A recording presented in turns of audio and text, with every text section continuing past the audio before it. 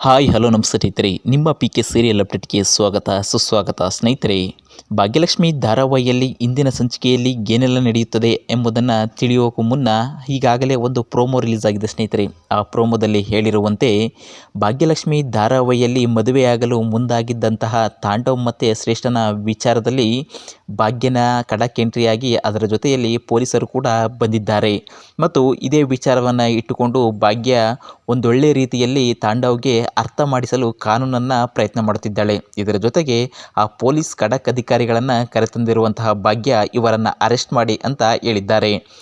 ಈ ವಿಚಾರದಲ್ಲಿ ಈಗಾಗಲೇ ತಾಂಡವ್ ಕೂಡ ತುಂಬಾ ಶಾಕ್ ಆಗಿದ್ದು, ಶ್ರೇಷ್ಠನಿಗೆ ಯಾವ ಸಿಚುವೇಶನಲ್ಲಿದ್ದೀವಿ ಅನ್ನೋದ ಅರ್ಥ ಮಾಡ್ಕೊಳ್ಳಲು ಸಾಧ್ಯವಾಗುವಂತಹ ಪರಿಸ್ಥಿತಿಗೆ ಅಲ್ಲಿನ ನಿರ್ಮಾಣವಾಗಿದೆ ಅಂತಲೇ ಹೇಳ್ಬೋದು ಸ್ನೇಹಿತರೆ.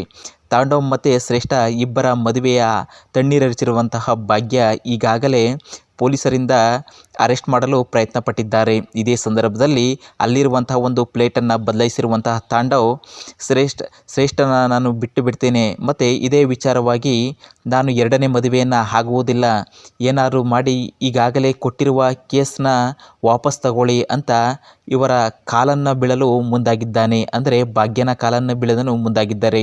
ಇದೇ ವಿಚಾರದಲ್ಲಿ ತಾಂಡವನ ಭಾಗ್ಯ ಅರೆಸ್ಟ್ ಮಾಡಿಸ್ತಾಳ ಎಂಬುದನ್ನು ನಾವು ಕಾದು ನೋಡೋಣ. ಇವಾಗ ಬಿಟ್ಟಿರುವ ಒಂದು ಪ್ರೋಮೋದಲ್ಲಿ ಈಗಾಗಲೇ ಭಾಗ್ಯ ತಾಂಡವ್ಗೆ ಹಲವಾರು ರೀತಿಯ ಕಂಡೀಷನ್ಗಳನ್ನು ಹಾಕಿದ್ದಾರೆ ಎಂದು ಹೇಳ್ಬೋದು. ಏಕೆಂದರೆ ಅವರನ್ನು ಅರೆಸ್ಟ್ ಮಾಡಿಸಲು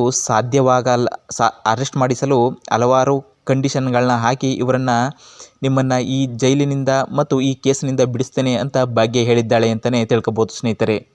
ಮತ್ತೊಂದು ವಿಚಾರದಲ್ಲಿ ಏನಾಗಿದೆ ಅಂದರೆ ಈಗಾಗಲೇ 2 ಕಂಡೀಷನ್ ಹಾಕಿರುವ ಭಾಗ್ಯ ನನ್ನ ಹೊಸ ಅಧ್ಯಾಯ ಶುರುವಾಗುತ್ತದೆ ಅಂತ ಹೇಳಿದ್ದಾಳೆ. ಮತ್ತು 2 ಕಂಡೀಷನ್ ಯಾವುವು ಅಂದರೆ, ಮೊದಲನೇದಾಗಿ ನಾವೆಲ್ಲರೂ ಕೂಡ ನಮ್ಮ ಮನೆಯಲ್ಲೇ ಇರ್ತಿದ್ದೇವೆ ಮತ್ತು ಎರಡನೇ ಕಂಡೀಷನ್ ಏನೆಂದರೆ ಈಗಾಗಲೇ ಶ್ರೇಷ್ಠನನ್ನು ನೀವು ಮರೆತು ಬಿಟ್ಟು ಈಗಾಗಲೇ ಮನೆಯಿಂದ ಹೊರಹಾಕಬೇಕು ಅಂತ ಹೇಳಿದ್ದಾರೆ.